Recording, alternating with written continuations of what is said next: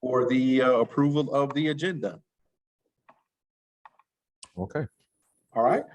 Now let's go on to our mission statement.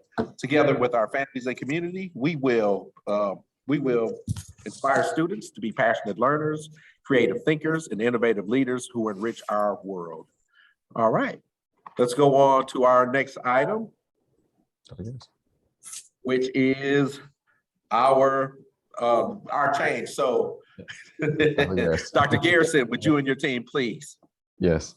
Thank you, board members, for making the adjustments tonight. We do have a few teachers that will be presenting with me tonight as it pertains to our Math Bridges board proposal for this evening. Sorry, I do have with me presenting tonight Mrs. Nina Overholzer, our instructional coach at BDE, Marissa Marks, one of our elementary teachers, Raven Wilson, another one of our elementary teachers, and Mackenzie, Welneck, another one of our elementary teachers that will also share with us tonight.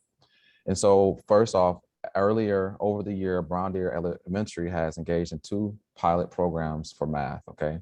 At the beginning of the year, we started with Envisions math pilot, and in December, we engaged in the Bridges math pilot. Over the course of the year, teachers were able to have collaborative conversations with their representatives from each program, administration, coaches, and teachers, and teaching teams, I should say. These collaborative conversations allowed us to pick apart what was working in the program and what was opportunities for improvement. It's important to note that both programs, the Envisions math program and the Bridges math program, does align with Wisconsin state standards for math. And either program could have been a good fit for our adoption of resources. With this being said, it is also important to note that math state standards continue to be our focus as the resources help us reach proficiency in each grade and each level. In the curriculum adoption review process, all standards are key. However, drilling down to the power standards for each grade level has also been conducted. And so whenever we have a math curriculum adoption, it's very important that we look at all our math standards. And from there, we also drill down our math standards to look at our power standards. And for K-5 to 5th grade, we have drilled down those power standards for math through this process. So in December, a decision was made to bring in the Bridges pilot opportunity. It's typical during a program review, more than one pilot program is a part of the process. The Bridges math program was an obvious choice for a review due to its real-world hands-on approach to math and widely used in other school districts in southeastern Wisconsin. So I'm just going to give you a quick snapshot, and most of this information has already been shared with you in the executive summary. But why Bridges? Bridges is a comprehensive 4K through 5th grade program, which is very important to note. For the most part, you will see a lot of math programs that'll start in 5K. In this case, it actually starts in 4K. So all of our teachers will be a part of a math program that'll touch 4K through 5th grade. Math has shifted in many years. One of the shifts is that math is being approached as being for everyone instead of just, like we used to say, just the math people. Math is now taught through students being exposed to new curriculum, new math concepts by first exploring those topics with hands-on materials. Then, as the initial understanding is forming, students are encouraged to create their own pictorial representations and use different manipulators to enhance their understanding. So what am I saying? Back in the day, we used to use a lot of rote numbers and memorization. Now we actually are using more manipulatives to help our students really gain that understanding and knowledge for a math program. So 10 to 20 years ago, it was the opposite. Students, again, were expected to start with an abstract formulas and representations of numbers. Then the material was often memorized without the solid understanding of knowledge of the problem. Now, of course, students are able to concretely visualize the concepts, allowing them to learn and retain more information. The Bridges program also offers, the Bridges program is highly rated. And so the Ed Reports rated it one of the highest programs for math that are out there. Bridges is engaging again. rigorous, and leverages the multiple intelligence through various manipulatives that hits all students involved. And so we all know the importance of students being engaged in school, but also definitely being engaged in math. Another great thing about the Bridges program is that it has a real good family opportunity, where on the Bridges math website, you can easily go and attain unit information as it pertains to where your student is in the school. And so that really helps us understand that Bridges gives everyone the opportunity to lean in and engage in the new way of doing math. With that being said, I'm gonna turn it over to Mrs. Overholser. She is our BDE BDE instructional coach. And she'll touch on some of the things that, again, are also in the executive summary. And then from there, I'll have a few teacher testimonials about the math program. And then we will discuss in general the budget implications. So without further ado, I'll turn it over to Ms. Overholser. All right, good evening. As Dr. Garrison said, my name is Nina Overholser, and I am one of the instructional coaches at BDE. And prior actually to my arrival at the district in the 1920 school year, there was a whole group of teachers who did get together to pull several math resources, take a look at those using their criteria, and we're going to pilot some curriculums. But as we all know, COVID happened and everything went on pause. And so those pilots finally got underway this school year. We have 32 regular education teachers in K4 through 5th grade, and we were really fortunate that 16 of them were able to pilot Envision's program. And then, as Dr. Garrison said, when we got the Bridges pilot also about halfway through the year, there were 8 teachers in K4 through 5th, and she stated it does have the K4 program as well. So there were 8 of those teachers that piloted the Bridges resources. And then there were 4 teachers who were able to have their classroom pilot both Envisions and Bridges. So those teachers and students got to experience both, where some of their colleagues experienced one or the other and they collaborated and shared. So due to that, and due to the age of the kids being in 3rd through 5th, the students were also able to give some feedback, which was fun to hear from them and their experiences as well. So as we've seen our data over the years, it is trending in a direction that none of us are fond of. And we really need to get on board and on the same page as an elementary with one resource, utilizing our curriculum to implement the Wisconsin state standards. And so based on that need, we do need a viable curriculum for all students in K4 through 5th. And after engaging in the pilot and collecting all of the data, it was very evident that the data supported the proposal to adopt the Bridges curriculum. So I'm going to turn it back over to Dr. Garrison, who will introduce our teacher reps this evening, and we thank them for being on with us. And that is it for now. Thank you, Ms. Overholser. Next up, we'll have Mrs. Marissa Marks. She's one of our math teachers, and she will speak to the Bridges pilot opportunity at BDE. Mrs. Marks?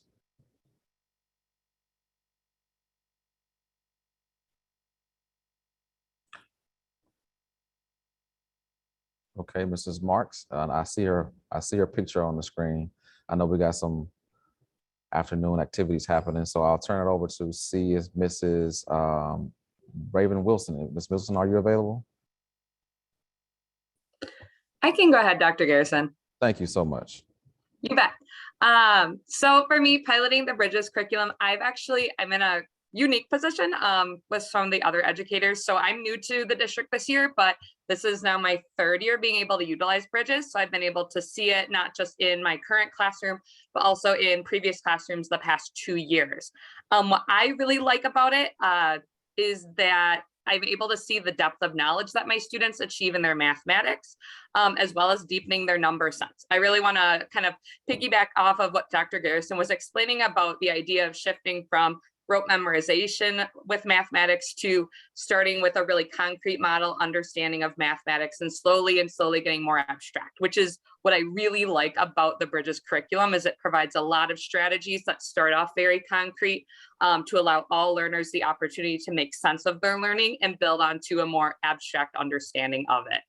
And while deepening their number sense. Even today, my students have been able to be noticing more relationships between numbers and find more efficient strategies when they're multiplying and dividing.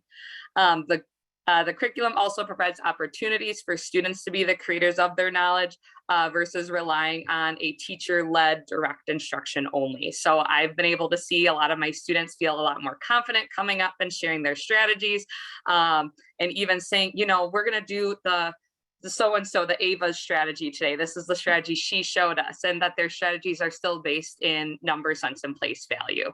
So that's been really awesome to see. It's just my students being able to really engage with the curriculum that I feel like I can guide them more towards the learning as opposed to needing to provide as much direct instruction. They're actually providing a lot of teaching to their peers.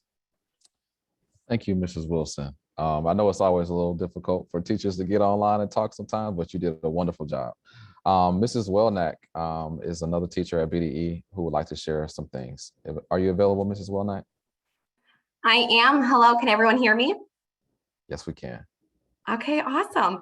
My name is Mackenzie Welnack and I teach first grade at Brown Deer Elementary. And I started the Bridges curriculum in January with the rest of my colleagues who have been piloting it. And the Bridges resource I saw embedded opportunities for a lot of differentiation, which is key when we're talking about the meeting needs of all of our learners. I do have students who are English language learners in my classroom. And I saw that these resources served our students well when talking about vocabulary, when we're differentiating our workplaces, our small groups. It gave us those tips and tricks and what to do to better help those students. And also provided enrichment activities for the students who needed those extensions. But not only did it provide that for whole group, small group, but also in their workplaces. So after whole group, we split the kids off and each group had their own game or activity to do. And there was a way to differentiate it to for our enrichment kids or for some of our struggling learners where other students couldn't really see the difference. For example, we just finished a unit of adding and the students were using dominoes to do that. And they were playing games. Well, some of the dominoes went up to higher numbers than the others. Some of them didn't go up as high. So it was a way to differentiate. They were having fun. It was meeting their needs without really giving it away to the entire group. So when we're talking about math is for everyone, this curriculum definitely shows us that math is for everyone. It provides engaging opportunities, meets the needs of everybody, and my kids are very excited about math every day. Thank you very much. And we will now shift the conversation over to some of the, some of the conversations around our cost. The cost for this program, give me 1 second to pull up this information, is about $76,452 with opportunities for a discount of around $1,000 based on contract options. And so this is a one-time cost that we will pay, and it will pretty much send us everything that we need for our teaching staff. Mr. Klimek, do you have to add anything to that at all? No, just that it does fit within our curriculum budget for next year. That is correct. And with that being said, I would like to thank all the teachers who helped put this presentation together this week and last week. I'm sorry, not this week, last week and over the past few months. I really do appreciate your engagement and what this curriculum could possibly provide us as it pertains to engagement for our students and moving it towards student achievement. Dr. Beadle, I'll turn it over to the board for questions.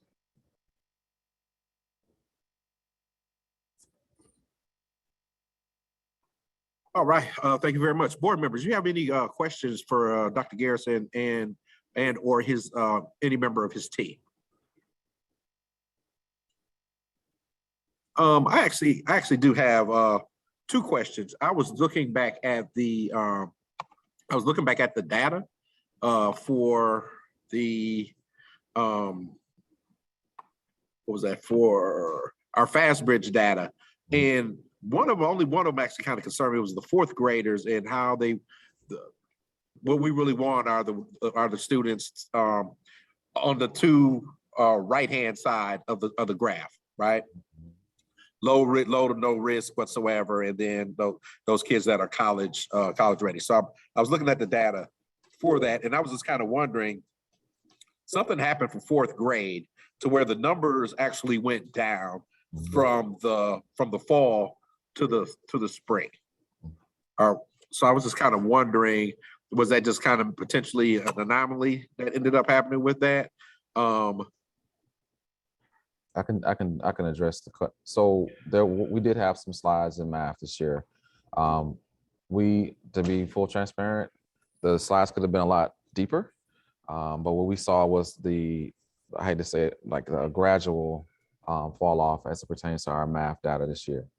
Normally in a curriculum adoption year, there will be some opportunities for us to get better at our math teaching.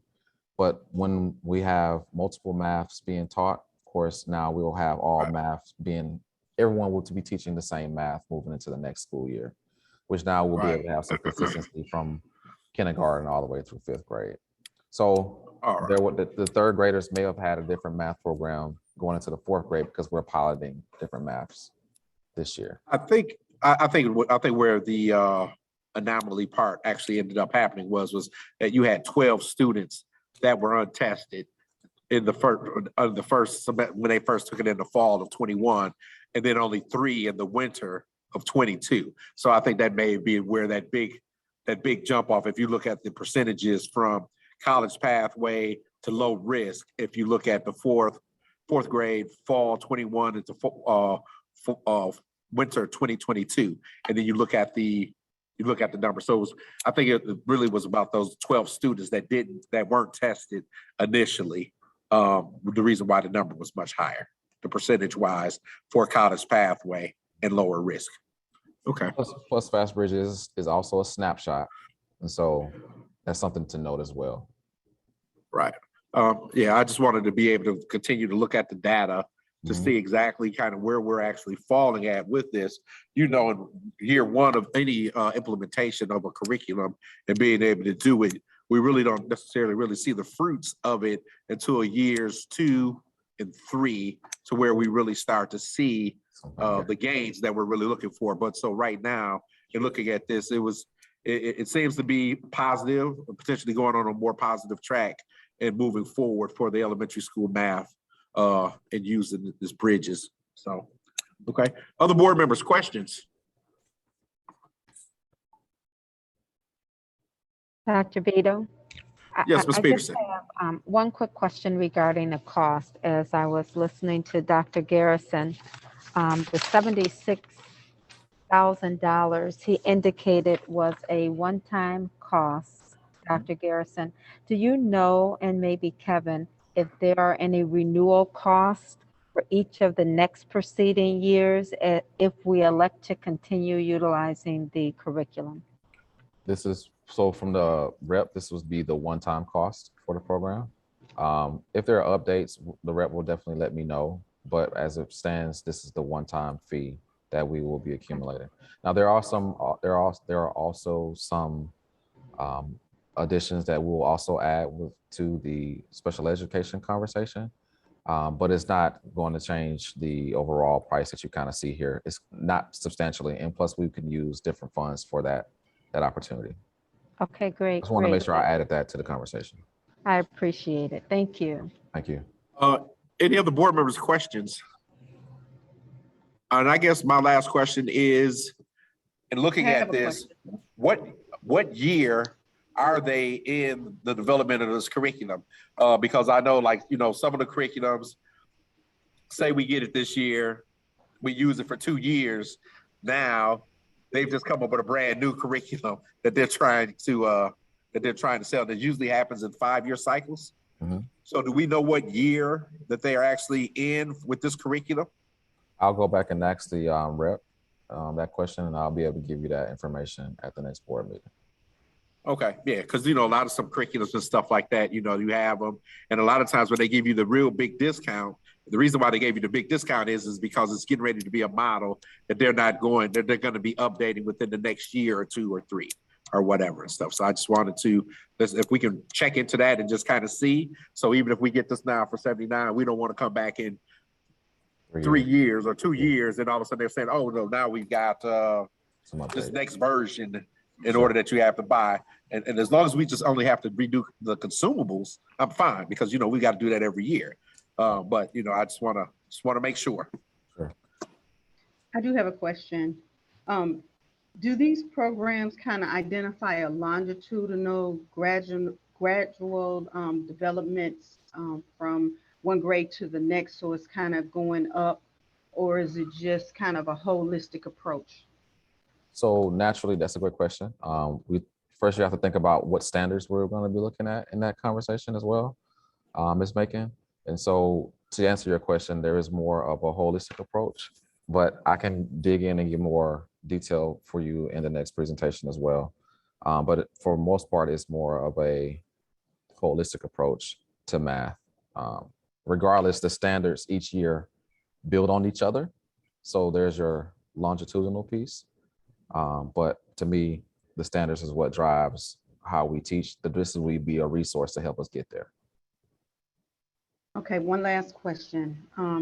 So is this considered like a tier 1, tier 2, or tier 3 instruction? I think my concern is a lot of teachers, a lot of the parents in the past were concerned that first graders were repeating what they had in kindergarten, second graders were repeating what they had in first grade, and there was no longitudinal or gradual increase in skills. And that's the reason why I'm kind of asking this question, because I'd like to see us be able to demonstrate growth along the way for our students. If this is a tier 1 or tier 2 instructional program, then it makes sense to me for this holistic approach to kind of get students back on track. But if you have students that are already progressing, I just like to see where they are as far as if they're at grade level or above. So is there some type of teaching instrument in there that will be able to capture that? So this is a tier 1 program. It's a tier 1 program as it pertains. So that answers your question. This is a tier 1 level program. As it pertains to interventions, that is something that we will have to provide from a scaffolding opportunity from our coaching perspective for our students for additional support into tier 2 and to tier 3. Perfect. Thank you. That answers my question. Thank you, Dr. Garrison. Miss Okay, Ashley, do you have a question?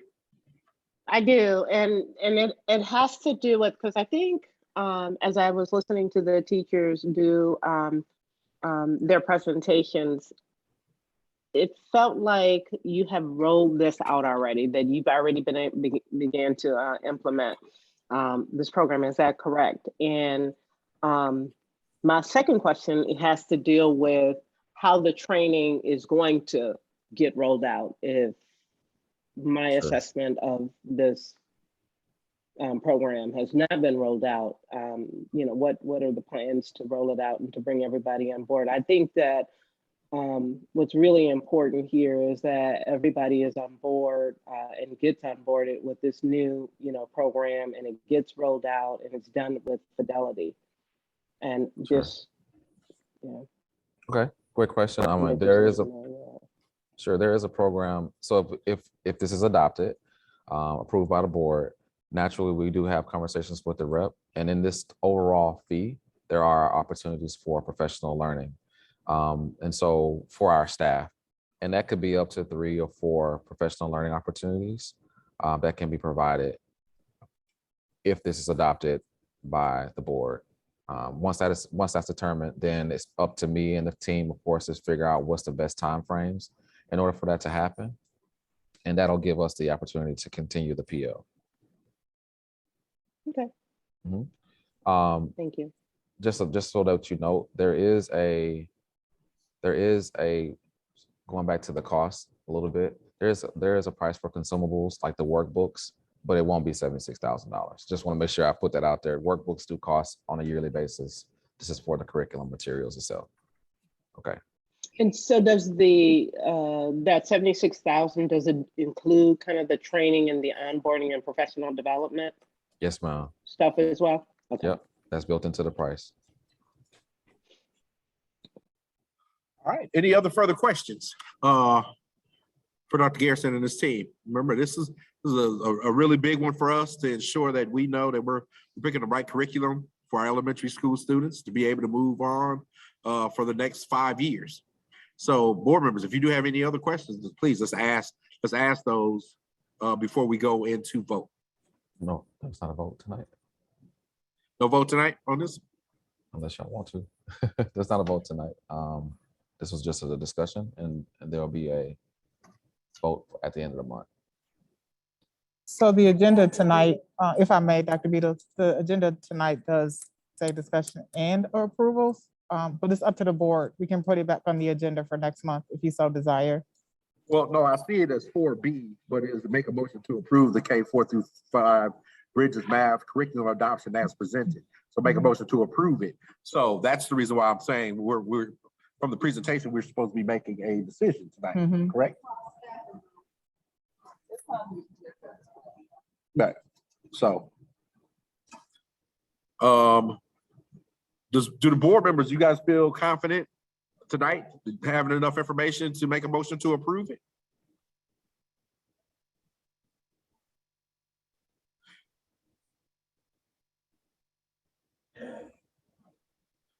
Give me a thumbs up if we'd like to be able to try to make a motion to approve the K4 through 5th grade Bridges Math curriculum adoption. So I'll ask this question of Dr. Garrison. Are we waiting for any additional information, or is there anything different that you would present to us at the next meeting on this?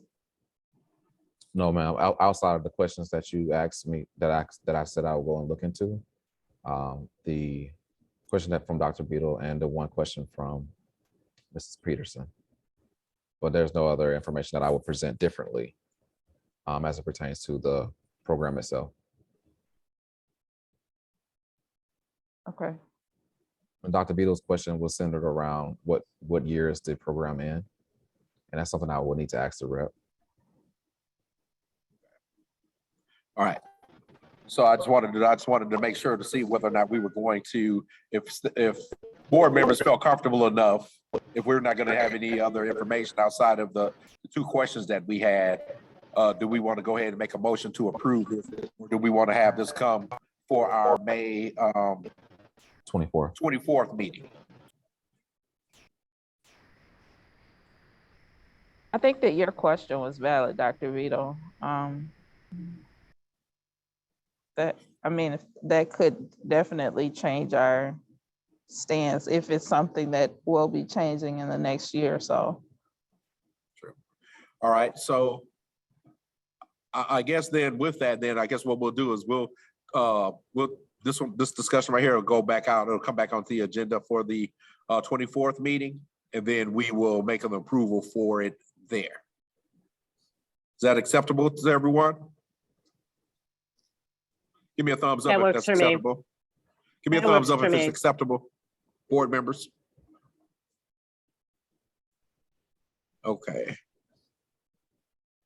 All right, I don't know, Lisa, I don't know if you're kind of froze, even though you're next to me. Okay, see you. Okay, all right, so 7-0. So what we will do is, Ms. Ross, could you make sure that you add this onto the agenda for our next board meeting for the approval of the K4 through 5th grade Bridges Math curriculum? All right, thank you. Let's go on now to item 4. It's 2A now, discussion approval of staff requests. That'll be me again. So Yep, so we'll start off with the high school business teacher conversation. In your executive summary, this information has already been shared. The Brown Deer School District seeks to approval for the high school business teacher position beginning in the 2022-2023 school year. As we continue to meet the needs of our students, there has been a growing need to increase FTE in the business department. As our high school students numbers have grown, student selection of business courses has also increased. With the increasing number of student requests and no additional FTE assigned to the business department, teachers have been asked to teach an overload for multiple years. When teachers take on overload schedules, they are teaching the entire day. And we all know that in COVID, there's been an added stress for teachers to be teaching all day, plus the sub conversation as well. Typically, teachers teach 6 classes per year with 2 prep periods. When teachers are teaching overloads daily, the preparation for their daily classes extends to after work hours as well. The business department has been asked to teach overloads for many years now. Based on the increase in student needs, an additional FTE is being requested. I will now share my screen real quick to show you all some information that will be presented by Mrs. Megan Spalding. Mrs. Spalding, are you here? Just make sure I got you. Yes, I'm here. Awesome. Give me 1 second. I'm gonna move some stuff around on my screen. There you go. And I'll do this. And I'll have Mrs. Spalding kind of take us through the business conversation as pertains to our need. Mrs. Spalding. Okay, thank you, Dr. Garrison. So this year we are currently running 13.5 sections of business courses, and based on student selections during the course registration process for the 22-23 school year, we have numbers that have grown the department where we now have a need to run 18 sections next year. As Dr. Garrison mentioned, a full-time course load for any one teacher is 6 sections. So running 18 sections will put us at that need for an additional teacher. The document that Dr. Garrison is sharing is showing you the courses that we offer, the current enrollment, the request for enrollment for next school year, and then the number of sections that we would need to offer to be able to run that many courses. So based on this data, we are adding 4.5 sections of business. And right now with the overloads, you take those overloads away from your current business teachers, that would give you 6 sections to hire a full-time business teacher. Okay. So with that being said, these are the main reasons in which we would need this additional business teacher. Please note, we also had a retirement. That teacher will be replaced, and then we'll be adding another business teacher to support our need within our business department in the high school. From a cost perspective, we do not have any, from a cost perspective, the fiscal responsibility for the staffing request does fit within our budget needs for the 22-23 school year. And I'll turn back over to Kevin to see if you had any additional conversations to this point. No, I think it's just the conversation is basically drifted this year to making sure that students are engaged. And so I think to make sure that we have opportunities for students, that's why we're looking at these potential FTE increases. So again, when you have staff doing overloads, that does impact their individual schedules. So we do believe that we're able to prioritize this position for an additional business teacher. And that concludes the business teacher request to the board. And if you have any questions, we can ask those.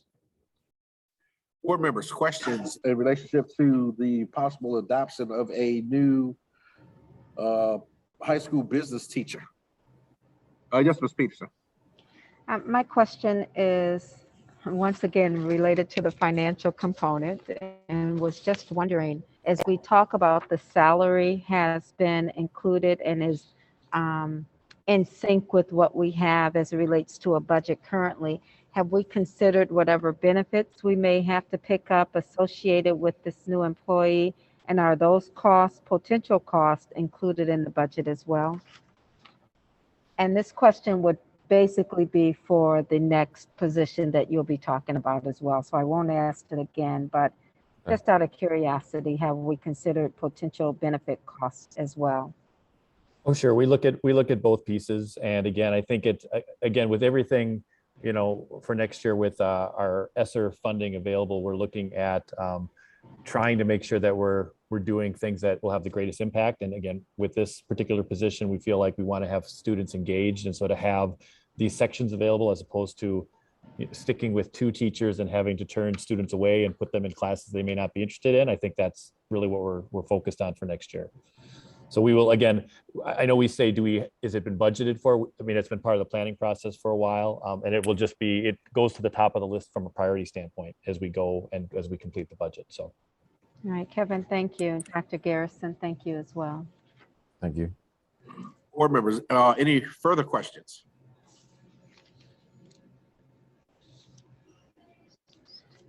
All right, someone would like to make a motion to approve?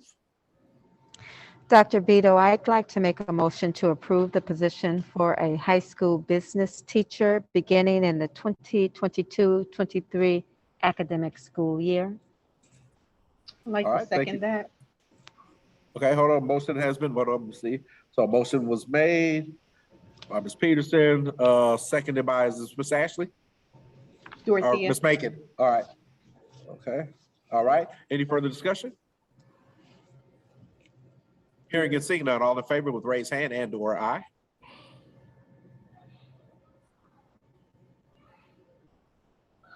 For some strange reason, things are like it's freezing. So I've got 1, 2, 3. Yes. I got Felita. Okay, I can see you now. I got Dorinthia. I got Lisa. I got Anita. Okay, so motion carries unanimously 7-0. Thank you very much. All right, let's go on to our next item. Yes, Dr. Garrison? Yes, sir.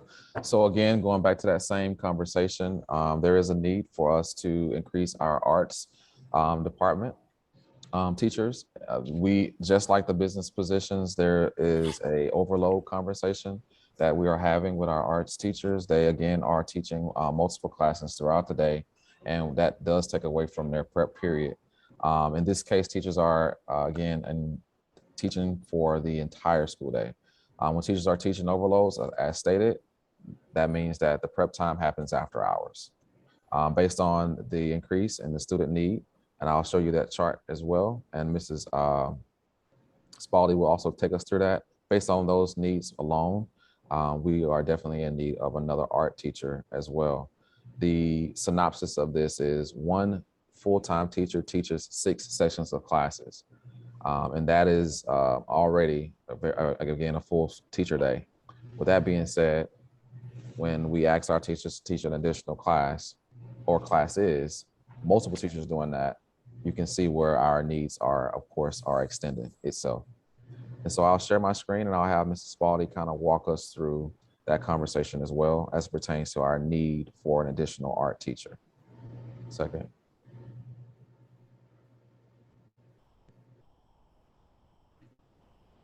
Okay, Mrs. Spalding. Okay, thank you, Dr. Garrison. Again, so these are numbers based on student requests at registration for the 22-23 school year. And we're looking at that compared to our current enrollment. So currently we are running 14.5 sections of fine arts. And that is with one of the teachers having an overload. Next year we have a need for 19.5 sections, which would be that additional 5 sections plus take that overload away from our current teacher, giving us 6 additional sections or 1 full-time teacher. You can see the numbers just have changed drastically. We currently have 138 students in art fundamentals. Next year, those requests are at 156. Our school, I feel, is growing a bit, so that's leading to these numbers. And art and business are probably 2 of the most popular electives. And then lastly, I'll just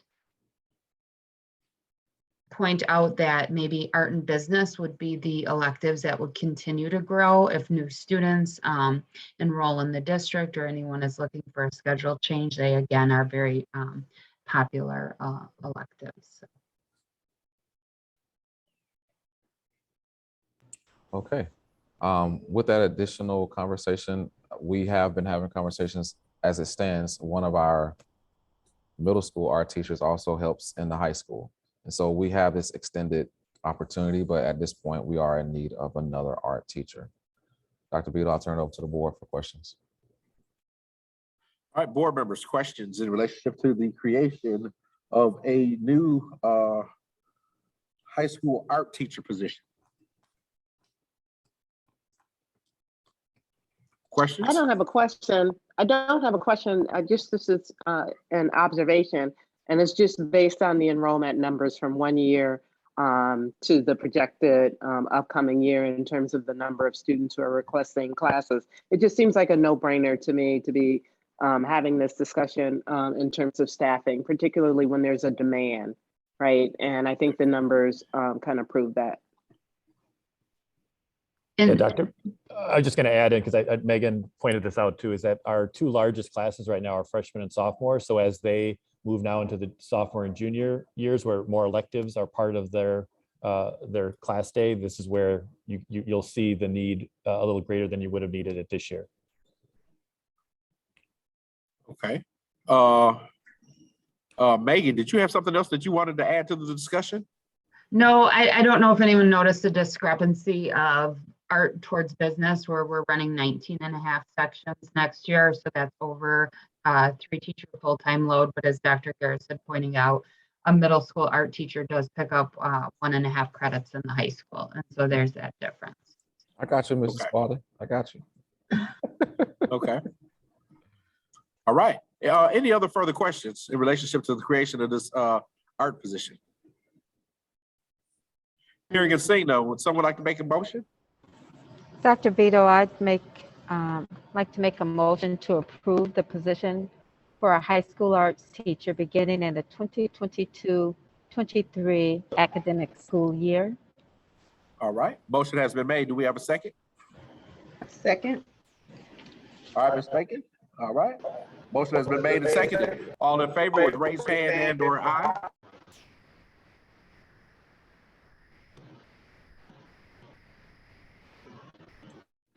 All right, motion carries unanimously, 7-0. Thank you very much, Mr. Garrison. You have those two positions to be able to help move us forward. Thank you. All right, sounds good. All right, let's go on to item number 3, our business office reports. Dr. Kim, oh no, I'm sorry, Mr. Clemick. Yeah, let's not go there with Dr. Clemick. We don't want to start that. So anyway, real briefly, I have presented just a couple of things for you. Last meeting, we talked about the food service excessive fund balance corrective action plan, which I submitted and was approved through DPI. They only let you put things in 5 categories. So those are the 5 categories. I kind of put some things in. We'll start spending the money as quickly as possible. I have a line on a food service vehicle, but that won't be available till the fall. We are working through the utilities sub-metering process this summer, but Jody and I honestly don't know what those numbers will look like. You know, how much energy does the kitchen use on an annual basis? We're going to find out. And so we'll see, it could actually be a higher number than that potentially if we do all 3. So that's just our kind of our starting point of a plan to start spending down that balance. And again, recognizing the fact that the balance has only increased over the course of the entire year. So that number, when I get a letter next spring, it will be based on June 30th, 2022. And so the number will be higher. Hopefully we'll have spent some of it before then, and we'll continue to do that. So we'll let you know as we get close to purchasing anything. The only thing that's still, the only big item that has been ordered that you've already approved is the pod, which again will be coming in this summer for the high school. Any questions on that? Board members, questions in relationship to the business office report? Yes, Ms. Peterson. Kevin, you may have already told us this, but does DPI have to approve your plan And then do you have the opportunity, if you have submitted a plan, to reallocate dollars within one of the 5 areas if you change the plan slightly? Yes, I think that they're looking to see that you have some plan in place to start spending money down. They don't want to see it continue to grow. Right. So there is flexibility there. Because again, I did explain to them that we were struggling just because we have brand new kitchens. It isn't as though we could gut a kitchen and take care of most of the funding. So they do understand that, and we will make adjustments on an annual basis. Again, that number, I'm hoping, if we can at least cut that number in half by this time next year, but we're going to add more money back into it when they look at our fund balance from this year. So we'll continue to address it, and hopefully some of these things, like I said, the utility costs may actually be higher perhaps as we go through the year. We'll see, and see what those actual costs turn out to be. But we'll continue to go. They just needed something in place before the end of April to get us going. Okay. All right, great. Thanks, Kevin. No problem. All right, any other questions for Kevin? The other 2 items, which are really fast on the report, were just the employee handbook reviews. Just to remind you, we are continuing to go through that process. I'm getting feedback from our teaching staff that reviewed the professional handbook. So once we get that finalized, we'll be working on the other 2 handbooks. My goal is still, knock on wood, to get the handbooks to you. I hope to have drafts to you at the June workshop meeting, and then giving you the opportunity to approve them at the end of June. But with the budgets and other things going on, if it is delayed slightly, I'm just warning you, it could happen, but we waited 6 years for the handbook. So if they go until July when we approve them, I think we'll be okay. So we will have those handbooks in place before school starts next year.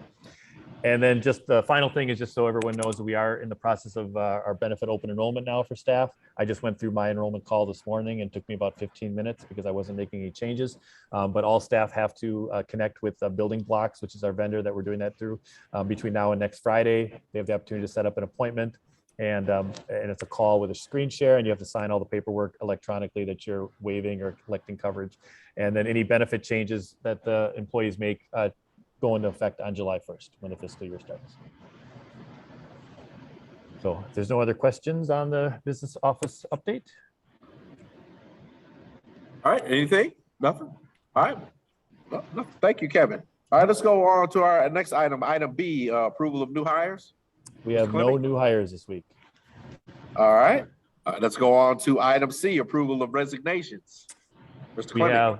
We have 3 resignations this week. We have Barbara Canizo Grunwald, who's an elementary school, our K-5 teacher. We have Brittany Rizash, who is our SPED teacher at the elementary school. And we have Tryla Pitchford, who is our middle school principal. All right. Would someone like to make a motion to approve the resignation of Miss Barbara Canizo Grunwald? Dr. Beta, I will make a motion to approve the resignation of Barbara Canizo Grunwald as elementary school teacher effective June 6, 2022. All right, thank you very much, Ms. Walker. Motion has been made. Do we have a second? Dr. Beto, I'll second. Thank you very much, Ms. Peterson. Motion has been made and seconded. Any further discussion? Hearing and seeing none, all in favor with the raised hand and/or aye. All right, motion carries unanimously 7-0. I hate to be able to lose a teacher caliber of Ms. Canizo. I know her, so she is an excellent teacher, and like we always say, once a Falcon, always a Falcon, and we'll see if they can she maybe come back one day. All right, would someone like to make a motion to approve the resignation of Brittany Riesing? I would like to make a motion to approve the resignation of Brittany Rizash as an elementary school teacher effective June 2022. All right, motion has been made. Do we have a second? Dr. Beadle, I'll second the motion. All right, thank you very much, Ms. Ashley. Motion has been made. All right, seconded. I got it.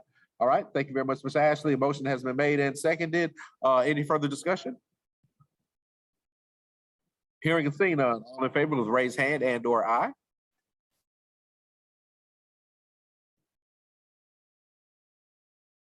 All right, motion carries unanimously 7-0. We wish Brittany much success in her future endeavors. And again, like we always say, once a Falcon, always a Falcon. All right. And now, would someone like to make a resignation of Ms. Twyla Pritchard? I will make a motion to approve the resignation of Twyla Pitchford as the middle school principal effective June 7th, 2022. All right. Motion has been made. Do we have a second?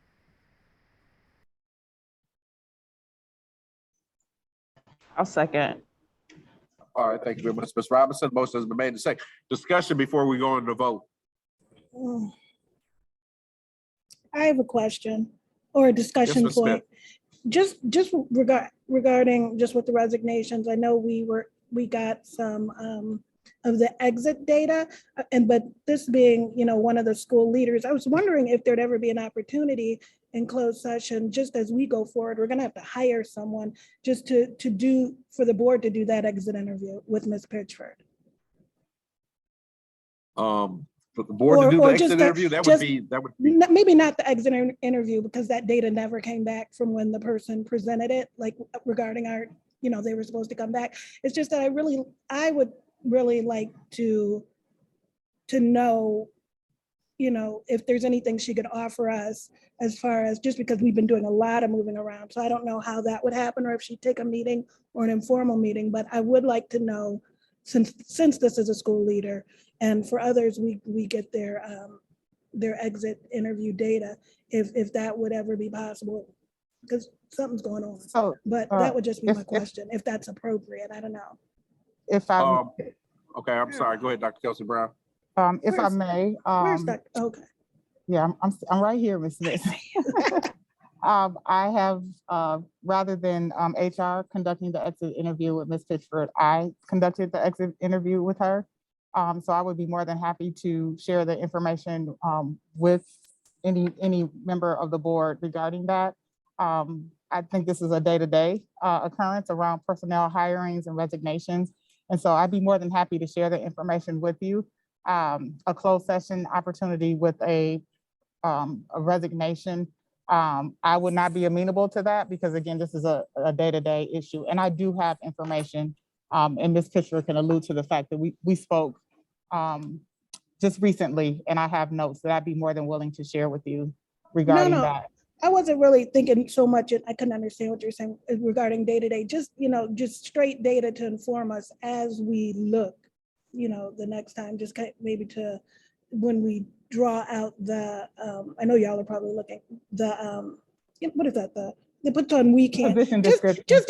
just to make sure that we're using any data we can, so that And we can, it doesn't have to be closed session. I just thought it had to be closed session, but No, I if it's, think that's if it's public, all right. I just want to make sure that, since it is a school leadership is, so paramount in what we're doing, to make sure that we're using, that you specifically, I don't need to use it, that we're able as a district to use it, use the data to inform the things that we do with regard to obtaining someone else. Absolutely, and So I that's really completely- what I was getting at. No, that's no problem. I completely agree with you, and I have taken copious notes regarding information that Ms. Pitchford has shared. As we continue to move forward, understanding instructional leadership, you are absolutely correct, is paramount to advancing the mission and vision of our school district relative to majority impacting student achievement. So I'd be more than happy to share the information.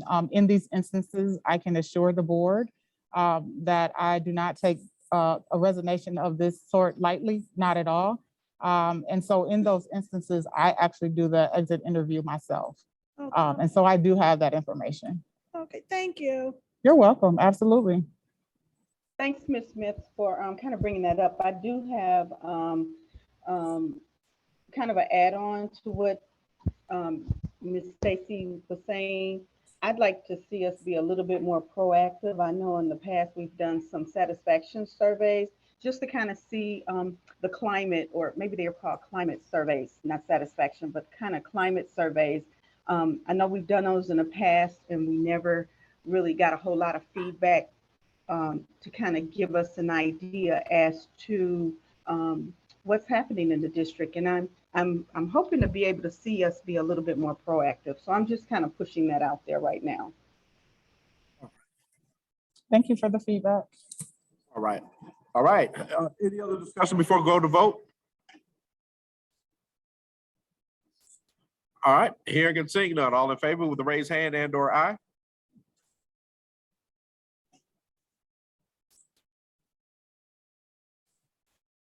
All right. Motion carries unanimously, 7-0. Thank you very much, Ms. Pitchford. But again, she isn't going anywhere until June. So again, we'll see before that happens. And thank you so much, Ms. Pitchford, for everything that you've been able to do for the students in the middle school. Dr. Beto, may Yes. I also offer just a great big heartfelt thank you, Ms. Pitchford, for the heavy lifting that you did this year in terms of coming into Brown Deer, building relationships with our students and with our teachers and with other administrators in the building. You will be missed, most definitely, and we do wish you the best in all of your future endeavors. And as Dr. Beadle says frequently, once a Falcon, always a Falcon. Take your Brown Deer gear with you and wear it in your new location.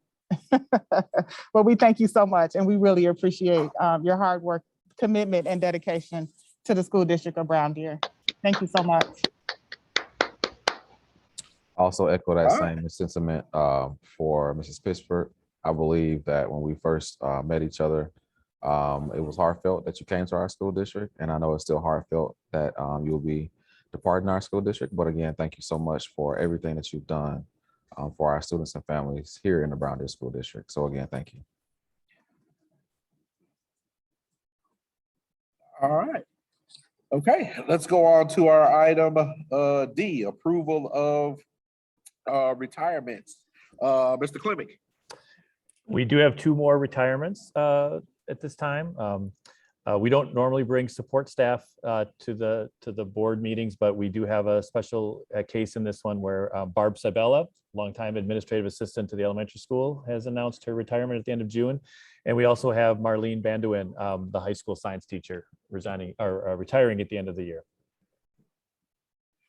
Oh, man, all right, this is some tough ones.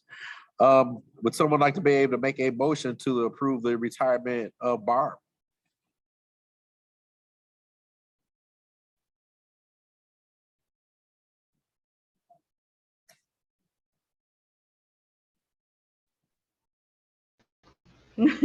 I'm sorry, move- Dr. Beto, I'd like to make a motion for the approval of the retirement of Barbara Sabella as an elementary school administrative assistant effective June 30th, 2022. All right, thank you. A motion has been made. Do we have a second? I will second Dr. Biddle. Okay, thank you very much, Lisa. They got me. Okay.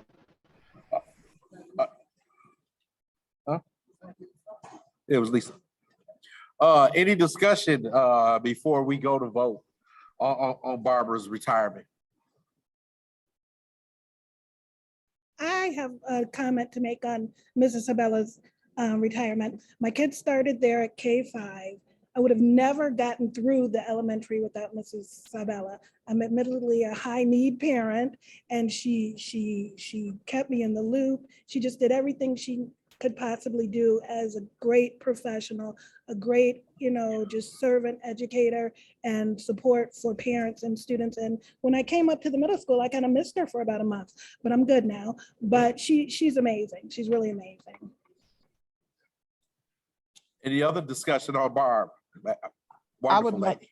yes, I would like to add to Barb, who, while she may not realize it, took me under her wing a little bit and just provided some guidance as it relates to the historical context, as it relates to how things have transpired here in the school district of Brown Deer. 20 years is a long time to be in one location.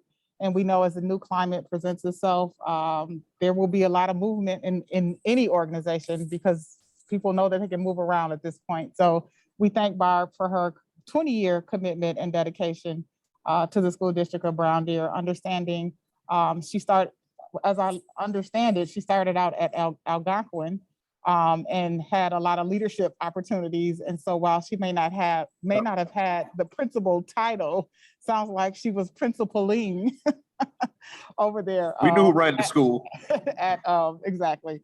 at Algonquin, and then to come on over to, I think she had a stint in Dean, and then now here at Brown Deer Elementary. And if you don't know a lot about Barb, she started out as an administrative assistant substitute, is what I learned about her. And so we thank you for her commitment, and we thank you, Barb, because I don't know if she's on, I don't see her, but thank you for your commitment and dedication to making sure our students and families and parents in the school district of Brown Deer had what they needed every day to be successful here in our district. So thank you so much. I would just like to chime in and echo Dr. Beadle's sentiments. We all know who really runs the elementary school. It is Barb Cybella. She, in conjunction with our team, she's a vital member of everything that happens at our school on a day-to-day basis. She makes sure that we keep things going, but she also shares her knowledge with everybody that's a part of our team, with Mrs. Hoppy, with Mrs. Anuta, and we are really a high-functioning team, and we continue to collaborate at very high levels. We're appreciative for all the work that she has done in the district, and we look forward to continuing to represent her and make sure that she knows once a Falcon, she's still going to be a Falcon as we continue on our journey together, because she has helped lay the groundwork for a lot of the things that we're able to do now. Any other discussion before we go to vote? These are those hard votes. I mean, what would actually happen if we decided to say no? But anyway, all right, all in favor with raised hand and/or aye?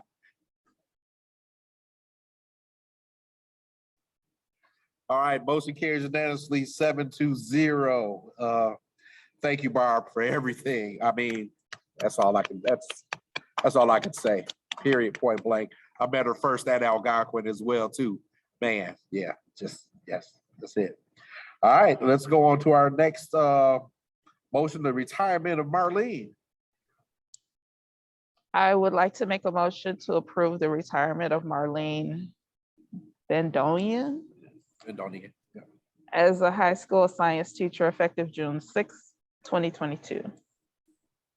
All right, a motion has been made. Do we have a second? I'll second the motion, Dr. Beadle. All right, thank you very much, Ms. Ashley. Motion has been made and seconded. Discussion before we go to vote. Another teacher just like you hate to see leave. Like, wow. I mean, she's retiring. I mean, yeah. Yeah. All right. All right. And I just, those are all those things when we have our teachers retire and gave us many years of service. So, man, I really appreciate it. All right. All in favor with raised hand and/or aye? Motion carries unanimously 7-0 to approve the retirement of Marlene. All right. Thank you, Marlene. As always, once a Falcon, always a Falcon. All right. Let's go on to our next item is our engaged learners. So that would be Mr. Clemick. Yes, the first topic is school fees. We had a brief conversation a couple weeks ago, and I wanted to present to you all what our plan was. Basically, we have looked at where the fees were in 2019-20, the last year we charged fees. And just to be able to bring some things back. We are still going through a review though of some of the course fees. So if you got the updated sheet today, there's some things highlighted in red, primarily the art and the tech ed areas where I don't have updated information yet. So I'm not going to ask for approval tonight, but it does just give you a sense of where we're headed. One of the things we did talk about was the maximum charge per family for athletics. So we've included that. That was a conversation that Gerald and I had, and that was based on, again, some of the feedback from what other districts were doing. And we cleaned up some things. We got rid of some courses we no longer offer. There's still, I think there might still be a question on the handbook planner idea with the middle high school. I think they're just trying to make sure that's what they would like to do going forward. So we may make a tweak there, but basically it's just giving you where we're at this point. And our plan then would be to bring this back to you in 2 weeks, have you approve it, and then we'll be all set to go for registration starting July 1st. All right, thank you very much, Mr. Clemming. Questions in relationship to our fees for some of our different athletic department events and enrichment activities. Any other questions? I have one question, Dr. Beal, if I may. Can you tell me the athletic Mr. transportation? Jordan, for 1 second. Something is going on, Ms. Walker. I don't know if it's popping in and out. Hold on. Try again. Your your headphones out and push them back in again. Yeah, push them in really hard. All right, try again, Ms. Walker.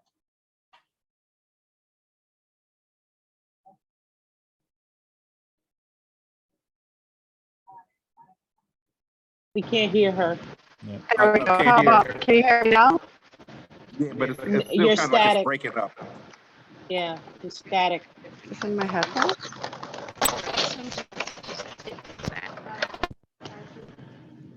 Dr. Vito, I do have a question while Lisa is getting things together.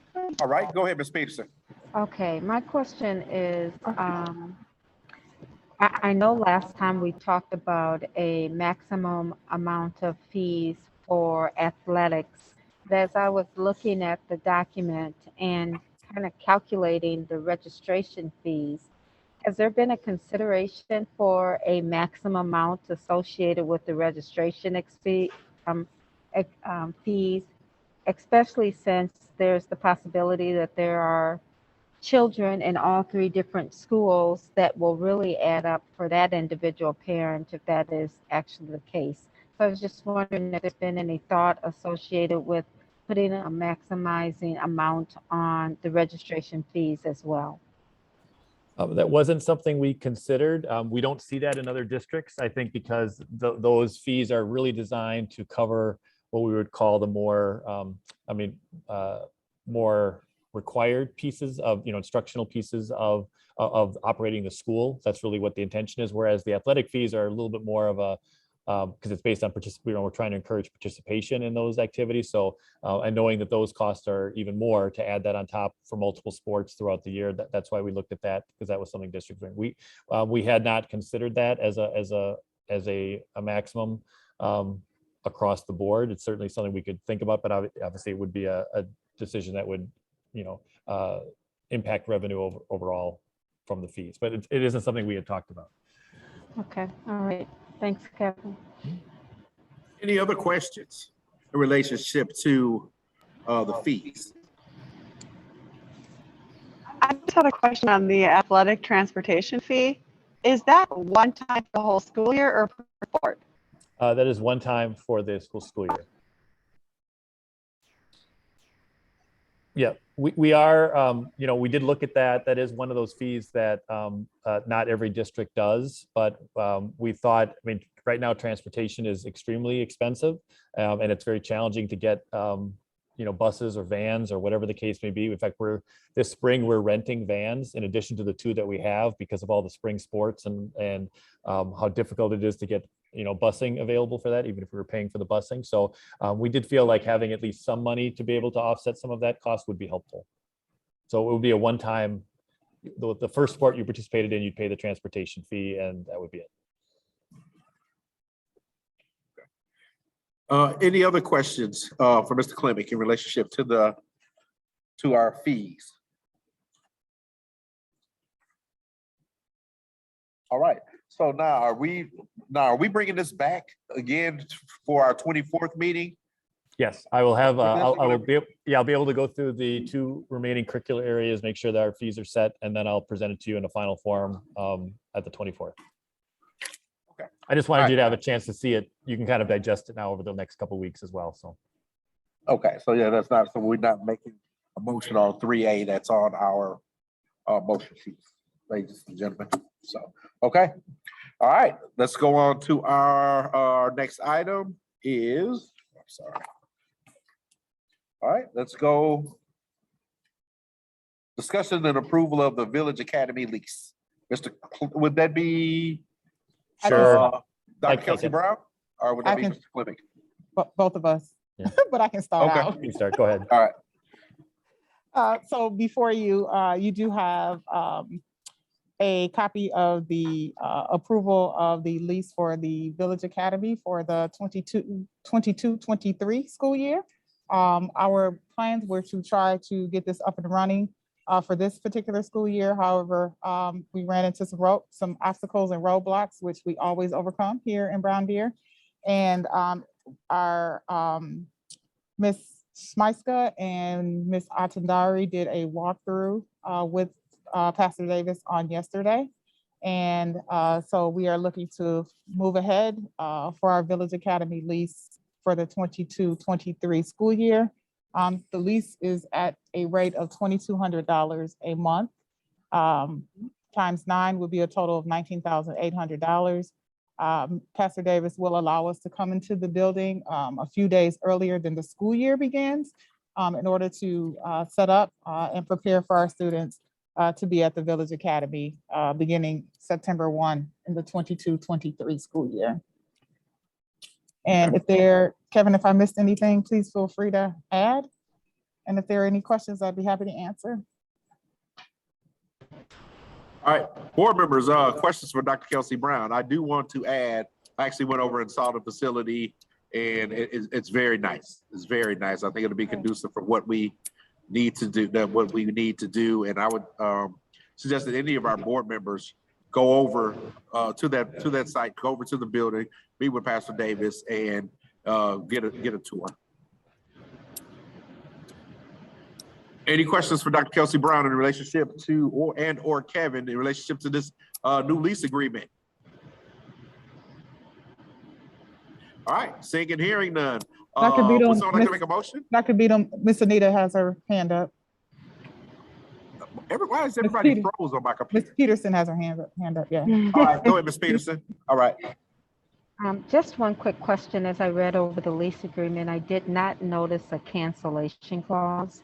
Unless I'm missing it somewhere, is there or has it been considered to have a cancellation clause in the event, for whatever the reason may be, you elect to get out of this agreement? I don't see anything that gives you the opportunity to do that. I know we did not, or Kevin, unless you had the discussion with him, I know I did not. Yeah, we just have the general item 13, the surrender of the premises that there, when you talk about other termination of the lease for any cause whatsoever. Right, exactly.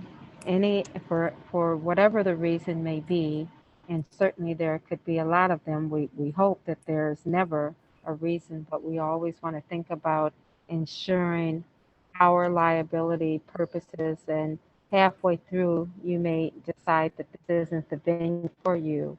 And there's nothing in the agreement that affords you the opportunity to leave without having to, if nothing else, pay for the entire contract. So just something that I noticed in my reading. Certainly your desire, how you want to manage and handle it, but I did notice that it wasn't anything that gave us as the school an opportunity to vacate the lease if we needed to. Well, I'm just looking up 13 though. It says upon expiration or other termination of a lease for any cause, cause whatsoever. That wording right there kind of is a little shaky, but I guess it doesn't have in here that if we wanted to say halfway into it, it just doesn't work. Did we have something in there to be like, let's give them, we are given 30 days or 60 days or 90 days or something for a reason to come out of the contract, and it could be potentially vice versa for Pastor Davis and the church. So what we could do is we could approve the contract with the addition of adding in the language for terminating the contract. And that's if the board and administration feels that it's necessary. It's just something that I typically see in contracts, and so that's why it stood out that it wasn't there. That's a great point, Ms. Peterson. I would be open to, we have some time. We're talking September, right? Yes. So it would be amenable for us to add the language and share it with Pastor Davis and then bring it back to the board on the 24th, including documentation of the language at your request. I would agree. I think we'd be more comfortable trying to make the alteration to the language before you'd approve it on a conditional basis. So. All right, that sounds great. Thank you, guys. Thank you. All right. All right. So what we will do then is we won't go for a motion on this item. It'll come back to us at our 24th meeting on the 24th. Yep, that's fair. All right. Thank you. All right, thank you. All right, let's go on now is to our item 5, engage board and community to lead, strategic planning presentation. Dr. Kelsey Brown. Thank you and good evening again. As we discussed at one of our previous meetings, we all know and understand our strategic plan is scheduled to expire June 30th, 2023. So in preparation for development of a new strategic plan, we are bringing organizations forth to the board to conduct presentations so that the board can feel comfortable with or engage in a selection process to choose an individual or individuals who would be who would fit the bill, if you will, for helping us facilitate this discussion and move forward for the development of our next strategic plan, which would be 2023 to 2028. And so tonight, we have an individual who is no stranger to us, board members who were around at the time. If you remember, Dr. Knightsky came in and did a board presentation for us earlier in our tenure, I should say. And so he is back with us again tonight. And just a few tidbits regarding Ted Knightsky is he's super funny, number one. That's not on your resume, Ted. But he has been a former superintendent himself and is currently serving as mayor of Port Washington. And so it's interesting to engage in a discussion with someone who has seen both sides of the fence, if you will, as it relates to K-12 schooling and then working in the community itself. And so with that, Ted, thank you for joining us this evening, and I will turn this over to you. And if you're sharing your screen, we will give you co-hosting rights here. That'll be excellent.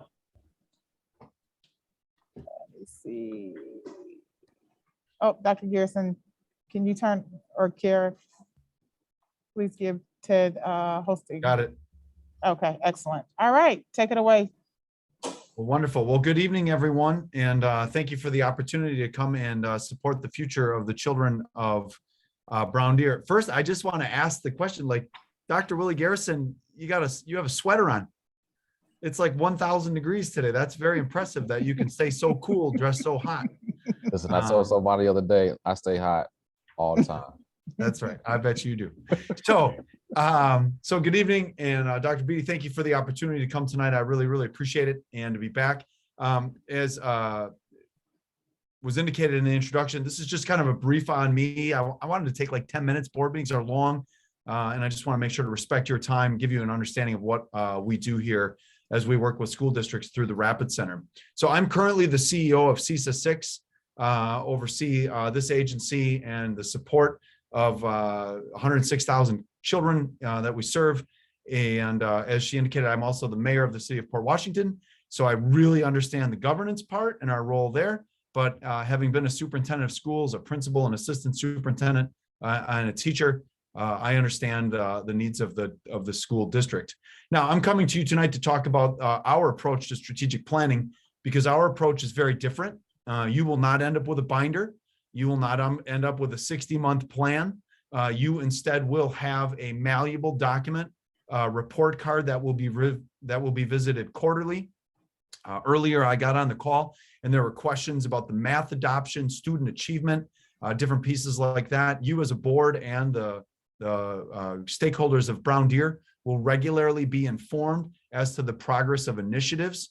We want to create a culture where we fail fast, pivot and move, because we can't afford 180-day cycles of improvement or a 5-year plan with the hope that we get the growth, the closing of the gaps in achievement that we want. So instead, our approach, which has worked very successfully in a lot of school districts in the region and the state of Wisconsin, is to create basically a single document that's a plan on a page that the board will be able to click into, dig into, and then there's a dashboard that indicates everything from learning to student engagement, to staff engagement, to student participation, student learning, your comparabilities for salaries to make sure you're competitive, all of the different things that are called key performance indicators, and I'll explain that in a second. We as an organization have focused on all of those things here at CESA 6, and now as a result, we're doing pretty well, and so are the school districts that we work with and support. So my background in training is the last bullet. So oddly, when I became a superintendent of schools, I was the type of leader that would read a book on a Friday and get really excited and then come back. But I was superintendent of schools of a 7,000 student school district with 1,200 employees, and you can't just pivot and keep dropping new ideas and iterations there. So I went off and got certified in a whole lot of different strategic processes to ensure that my system was successful in any other systems that I support. So if you work in manufacturing or healthcare, I'm a Six Sigma certified trainer, which means I can focus on lean strategies, areas to save time, areas to save money, areas to save resources. I've worked with the Baldrige organization. CESA 6 is a regionally recognized center of excellence. I've been working with Baldrige now for 15 years and used to be an evaluator for Baldrige, going into organizations, manufacturers, and healthcare agencies and reviewing their strategies and their strategic plans to ensure that they were relevant and made sense. And then I am also a Pro-C or Pro-Sci certified change manager pieces. So all of that comes with this process. And that's just kind of my real quick background. You can read the rest of the things. I've got a bajillion hobbies because I've dedicated my life to serving kids. So the second, Ted, yes, Ted, sir. I got one quick one. Probably the most important job that you had on here, and you probably should have started out with that first, was the bottle washer. You should have started out with that one first. I think you kind of would have got us if you'd started off with, I'm the bottle washer. And Okay, here we go. You would have got us if you just started there. This is an opportunity for improvement. Good evening, everyone. My name is Ted Knightsky. I'm here tonight to talk about stress. I started out as a bottle washer. All right, so here will be the objectives for the Brown Deer School District over the course of the next 12 months, right? So we move swiftly, but I believe that the first thing that we need to do is we need to create a culture of leadership and a language of improvement. So the strategic planning process actually starts out with a deep investment in the people who have to do the work. So with the board being kept up to date and engaged if they choose to be, we work with the leadership team. So the district leadership team, the site leadership teams, everyone from maintenance to food service and everyone in between, as well as teachers. So our recommendation or requirement is that when we are doing the training, we focus on some very core areas, but we need teachers, we need staff, we need support people in the room to understand a culture of change, and more importantly, what it means to actually focus on improvement. Too often strategic plans, 5 people go on a retreat, they sit down, they develop a really, really beautiful binder, gets approved by the board, the binder gets distributed, and nobody on the ground at the teaching level and the classroom level understands the importance. We start with the classroom level and work our way up. Second thing is we focus on high engagement. We want Brown Deer to be a destination for learning and living. And what I mean by living is working. And in order to do that, we need to focus on a culture that understands implementation science as well as change science. Change is really easy to do. It is very hard to make stick. So we go through what are the conditions for communication, engagement? How do we get the legacy experts of the community engaged to ensure that when the district says we will be a top performing school district, that people actually believe it, opposed to, yeah, they always say stuff like that. So we go through and we train everybody up, and we do that over the course of 3 or 4 days spread out so that people can take the tools, go apply them, practice them, and come back. From there, what we do for the board and with the community is we design a key performance indicator diagram. So what are the things that actually matter, right? So what matters? Student learning, growth, closing gaps, student engagement, post-secondary acquirement of things like, credits, school to work programs, youth apprenticeships. Those are big, important key performance indicators in learning. Second thing, operations, management, and budget, finances. How do we demonstrate stewardship? What is our fund balance? How do we budget? How do we justify to the taxpayer and the community member their return on their taxes? So what does that look like? How do we spend the money? When we implement something, what does that look like? What things like our mod rate, are we a safe organization? Are we looking for every opportunity to ensure that as much cash can get to the classrooms as possible, opposed to continued recovery from accidents or, different pieces like that. Third area that we focus on is safe and orderly. Do we have practices, policies, and standard operating procedures that ensure that the buildings are safe, that the staff is safe, that students are making good choices and the right decisions? Do we have policies and practices in place to ensure that the board is following not just their own policies, but statutes, et cetera? And then the fourth area is engagement and communication. Do the teachers want to be there? Do the teachers who work there positively promote the district? Do the kids want to be there? Do the kids that are there positively promote their experiences? And then the parents. Do the parents want their kids to be there? And do the parents positively promote the district? Wouldn't it be nice as a board if you could open up just a little dashboard like you see on your car, and you can see like high engagement, medium engagement, low engagement, and then you and the district leadership team design, these are the strategies we want to do this year so that we can employ tactics that actually change our behavior. A lot of my experience and myself is you design a strategic plan and it says things like, in 5 years, we will be a destination school district. And it says things like by communication, through engagement. We will actually annually sit down for a board retreat in summer, and you will say, this year we will become very good at TikToking and ensuring that kids have access to what we do. We will become very good at, onboarding staff, recognizing staff. I heard the questions and conversations. Where can we learn from the failures or when people leave, and what can we do to improve rapidly? That's the environment and energy that will be created in the Brown Deer School District by your own staff and people.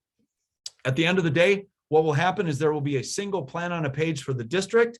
Then there will be plans on a page for learning, facilities, maintenance, food service. Then there will be plans on a page for the district, and I'm going to show you what one of those looks like that was recently developed.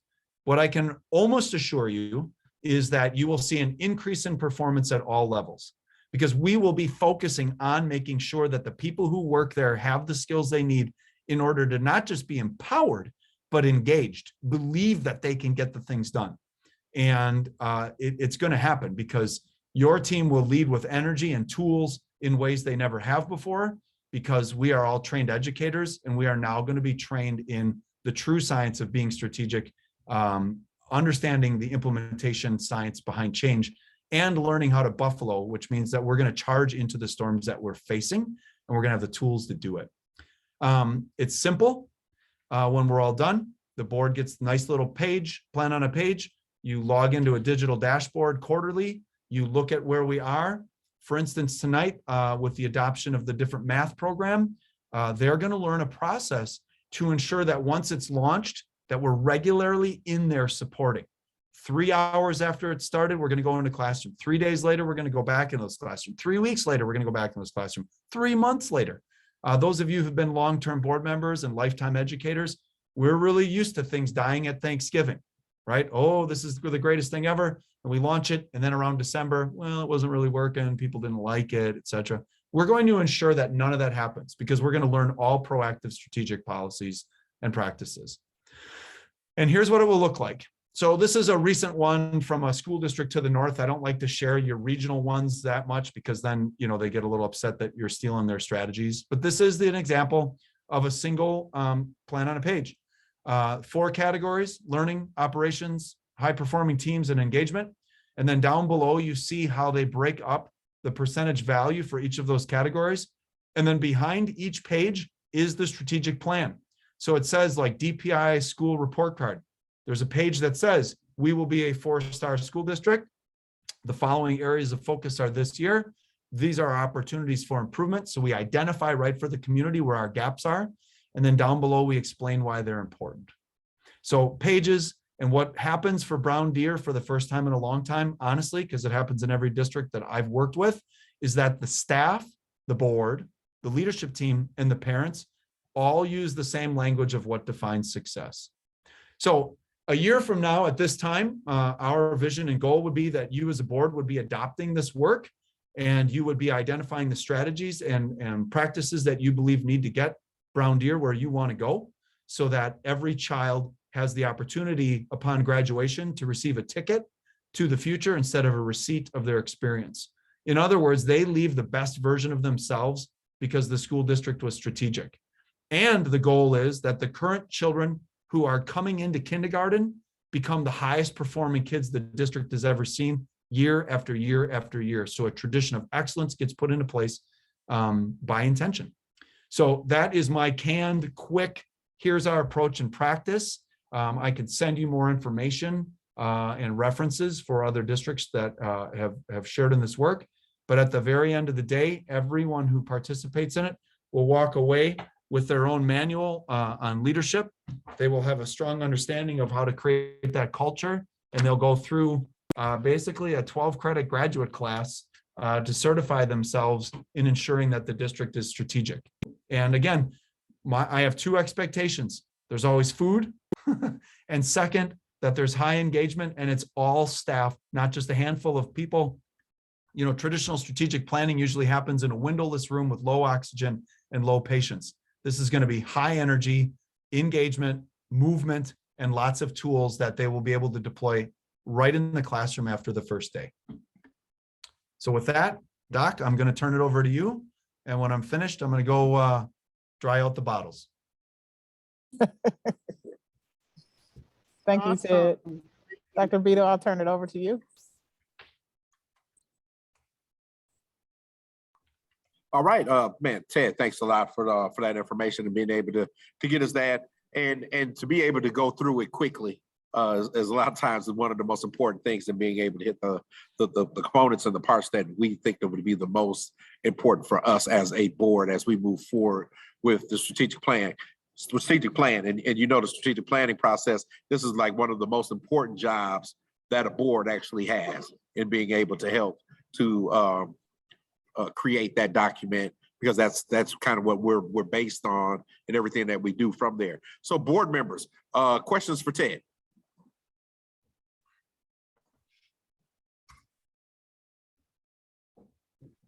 I have a question. Hi, Ted. How are you doing? I think that's great.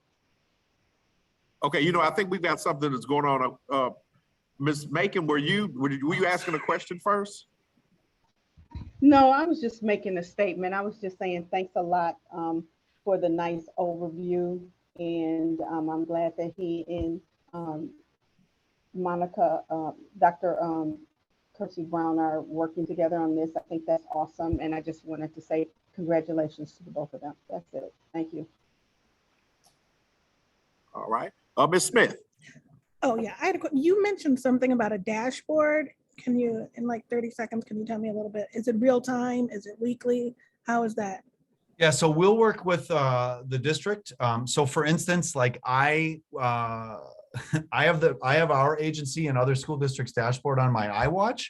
There's an app and it's real time. So if you're sitting in a meeting and a board member asks a question about like the fund balance or current student engagement levels, it goes right up on the screen, and it's very, very powerful.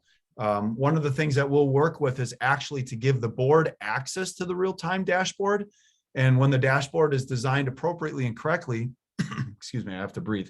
When it is designed appropriately and correctly, it can really be powerful for the board because everything is easily interpretable and understandable. So again, my goal with you is to ensure that you're able to see what that looks like. And I'm going to go back here real quick, if that's okay with you, Ms. Smith. I'm going to share my screen and show you an example of what that dashboard could possibly look like. So as an example, this is a Microsoft BI dashboard. These are the financials at CESA 6. And you can see who our customers are, who owes us money, what their debts are. And I'll be really honest with you, my favorite one, can you see this little fish tank thing here? Mm-hmm. So each of those fish represent an indicator. So what's really cool about Microsoft BI is you could, for the principals in the schools, you could show which children have intervention needs with a fish. And the bigger the fish, the greater the needs of that child. Scroll over the fish, and then all of their, let's say they're special ed or at risk, it'll show like everything about that child. as a board member, you could say, I want to see, please create a dashboard that demonstrates teacher engagement levels. And it could be by school, and the school with the lowest engagement levels, you could scroll over that fish and you could see why they're that way. And they're cool. There's little minnows, little sharks, little dolphins. We go with the minnows. Thank you. That's my point. You'd be able to see all of it in live time. Thanks. Board members, any other questions for Ted? Ms. Peterson, go ahead. Yes, hi Ted. Thank you so very much for the presentation. We really appreciate it and certainly gives us things to consider. Can I ask if you can give us whatever the projected or estimated costs would be associated with you providing this service to us? Yep. So it's about $16,000. And, again, we're a CISA, so we're a nonprofit. So what you're doing there is you're covering my days. And the contract is for 1 year, and there's not like a set amount of time. So it's 1 year. And if it takes 20 days or 10 days, I'm there for them. So, and the beautiful part for me is, like, I live up in Port Washington. So at 9 miles per hour, because 9, you're fine, I can get to the Brown Deer School District in about 16 minutes. So I forgot this is a publicly recorded meeting. I don't speed. But I would be there to work directly with principals, you as a board. So we started that high performing teams training last summer, and we kind of ran out of time. I come back and I work with you again, really actively at a work session, whiteboard, Post-it pads, get all kinds of really solid information from you. So that's the cost. Okay, great. Thank you, Ted. All right. Any other questions? All right. Well, Ted, thank you so much for that presentation.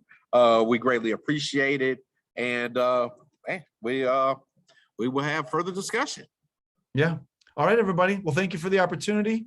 Dr. Kelsey Brown, you have a great evening. Thanks, Willie, you just got to send me a note what kind of deodorant you wear, because if I had a sweater and a jacket on, I'd be dying. All right. Be well, Brown Deer. All right. Thanks, Ted. All right. Have a good one. Thank you, Ted. All right. Let's go on to our next item is our item number 6, motion to go into roll call vote. Someone like to make a motion? Sure, Dr. Beto, can I make a motion to enter into closed session to approve final teacher non-renewal notices, deliberate negotiations, bargaining matters, and to discuss district administrative evaluation pursuant to Wisconsin State Statutes 19.851 BCE. All right, thank you very much. A motion has been made. Do we have a second? Dr. Bell, second. All right, thank you very much, Ms. Walker. Motion has been made and seconded. All in favor with raised hand and or aye? Oh, I'm sorry. We're gonna have to go into roll call vote. Now, individuals who aren't physically here with us know that when we go into closed session, that closed session is not recorded, but we will have to come back in to open session in relationship to the final teacher non-renewal notices or whatever we're going to be doing. Okay, so just to be able to let you know that's kind of what's happening, and we will have to come back into open session to discuss that. So with that being said, Ms. Robinson. Yes, roll call vote with Beto. Aye. Daniels Ashley. Aye. Peterson. Aye. Robinson, aye. Smith. Aye. Macon. Aye. And Walker. Aye. Aye. All right. Motion carries unanimously 7-0. At this time, we will go into closed session, but we will be coming back into open session in relationship to any votes that we may have during that time. For all others, thank you very much for your attendance, and continue to have a wonderful day. Enjoy this wonderful weather that we're having outside right now, and to be able to be outside rather than in this building right now. So again, have a good evening. Thank you very much. And we will come back into open session with the closure of closed session. Thank you.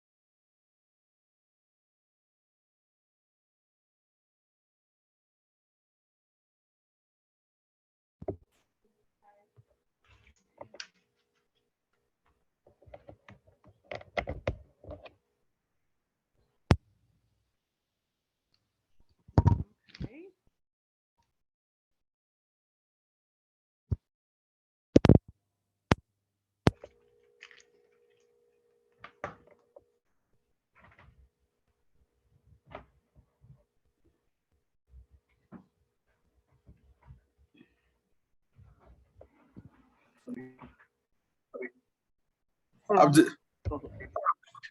was just letting you know, like for closed session, we can't participate in closed session virtually. It has to be in person, for us to be able to do that.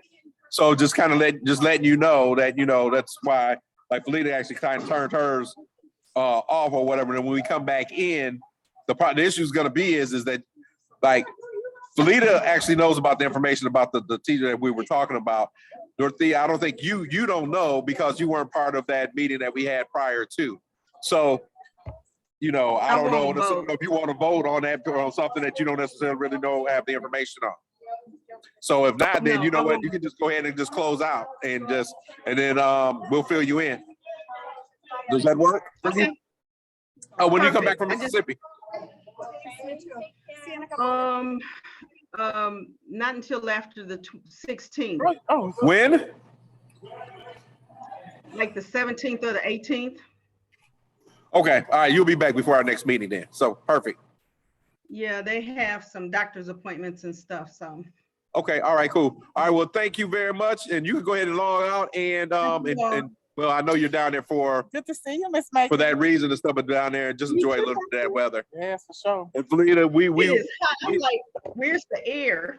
It's like, I didn't want to be doing this. Hey, it's 90 degrees here today too. So yeah. Sure, wow. Yep. Okay. And so Felita, we get ready to go into that guys. closed session. We'll come back out of that. Okay? Okay, all right, I'm gonna stay out. Yep. Be safe, Dorothea. Good to see you. Bye, Thank you. Dorothea. Take care, everyone.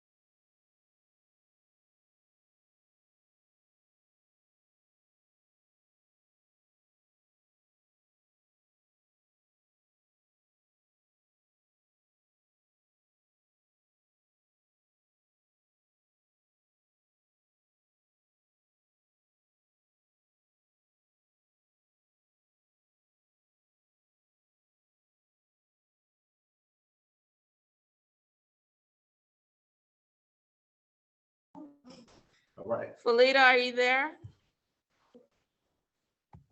Yes, I'm here. I am here. Is that a yes? Yep, there she go. Man, I'm digging that hair Hold though. on, we can't hear for some reason. Yes. You can't hear me? There we go. Can you hear Little me bit. now? Yes. The, We can't see you. there you Oh, go. There we go. Okay, so now we are back into open session. So would someone like to make a motion? I'll make a motion to approve the final notice of contract non-renewal to Lynn Welander based on projected FTE needs. All right, a motion has been made. Do we have a second? I'll second. All right, Ms. Walker has seconded. Any discussion? Hearing and seeing none. All in favor with raised hand and or aye? Aye. All right. Motion carries unanimously 6-0.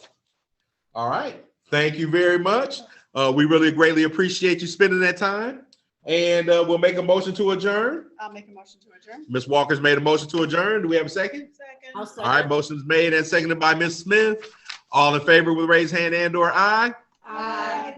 Only opposed? Hearing and seeing none, the motion is carried 6-0, and we call this meeting officially over at 9:00 p.m.